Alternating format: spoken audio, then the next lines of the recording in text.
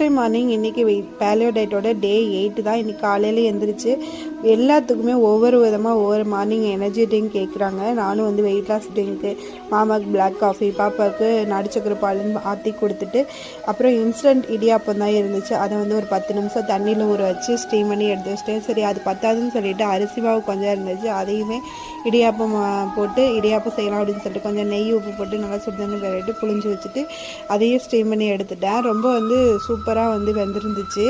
அதுக்கப்புறம் பார்த்திங்கன்னா நாட்டு சக்கரை பால், தேங்காய் பால் ரெடி பண்ணி எடுத்துக்கிட்டேன். அதுக்கப்புறம் பட்டர் காஃபி எடுத்துக்கிட்டேன்.